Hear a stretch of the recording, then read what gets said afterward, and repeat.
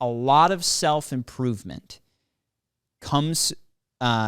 is about cultivating the parts of yourself that give you responses that you like and repressing the ones that don't. And it comes from a belief, the underlying thought belief structure about this is change your thoughts, change who you are.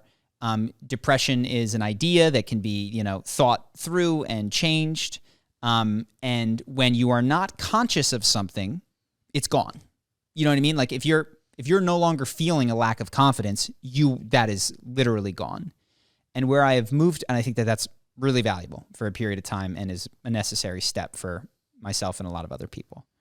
What I am moving towards is a different theory of mind, which is things that are not integrated. So tell me if this doesn't make sense, because I might have to step back. Okay. We have a lot of different parts of ourselves. We have a confident part. We have a part that self-sabotages. We have a part that is jealous. We have all of these parts, and they do not simply go away when they are not in your consciousness. They exist in your unconsciousness, and they steer behaviors in ways that can seem twisted, but are actually very clear to me, having gone through it. So, not to pick on him, but Andrew Tate, super confident guy, wants to hang out with all these 19-year-old women. He's 36. You know what I mean? Like, talks about how young girls are so wonderful. To me, that is indicative of him not being connected to the parts of, to the mature feminine in himself. So he's not attracted to mature femininity because he's not there. His femininity has been repressed, pushed down, beaten away in order to maintain this steady level of discipline and confidence. And he's so attracted to young women, not because that's biologically what men are attracted to. Yes, young women can be beautiful, but to want to be around young 20s women in your 30s that much, at that level, I'm sure that some are wonderful people, there's a lack of maturity that they often have that is difficult to stand. And this is the Dan Bilzerian thing. It's oh, wow, super cool to have all those girls on your plane.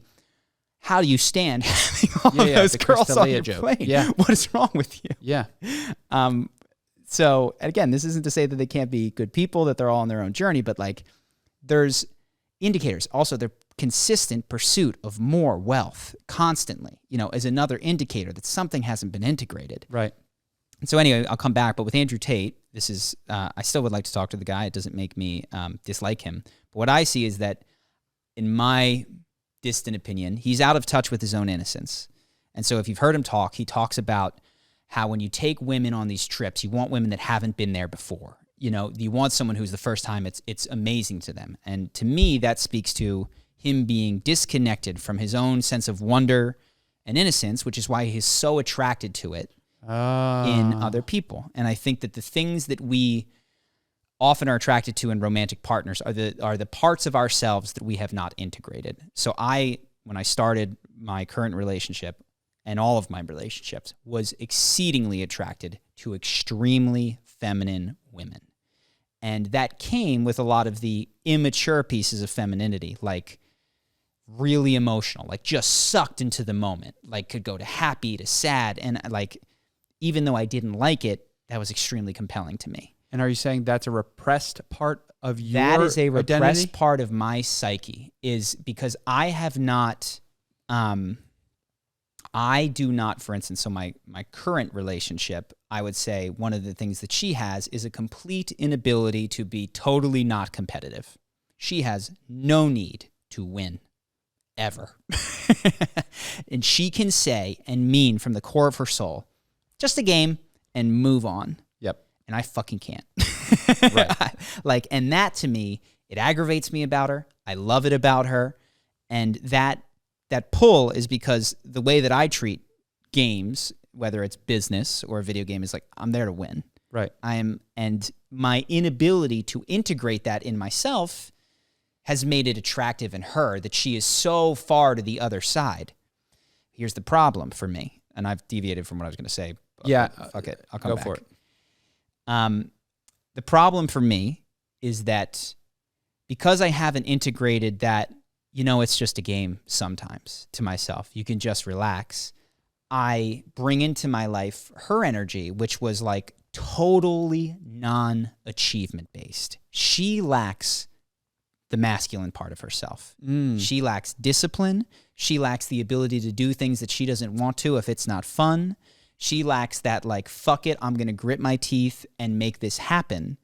And I think that's why she was drawn to me. And I would say what we are trying to do in our relationship is, instead of relying on one another to like be that valve, she can be my femininity and I could be her masculinity, it's to cultivate more of those traits in myself and in herself. And as I do that, I notice that I am not as drawn to the childish femininity of her as I was when we started dating, which is actually, I think, very healthy. Like I'm looking for a more adult partner consistently. And I think that as she grows and heals, the same is true of her. Like, she's less willing to tolerate my having to win all the time and not being able to just sit with emotions, hold space, always having to change them and solve a problem is becoming less tolerable for her as she. So that state change focus, that just change your thoughts focus, that it's kind of Tony Robbins-y. Like, you have a bad state, like change. You have a bad state, like just change, push down, habituate yourself into a different state. That model works if you believe that things do not get pushed into the unconscious.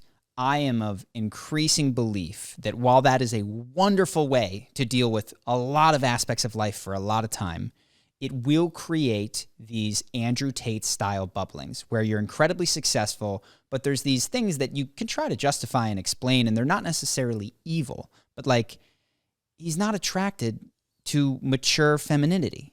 And that is going to be difficult for him to deal with for the rest of his life, as he finds himself continually drawn towards young, beautiful, immature women.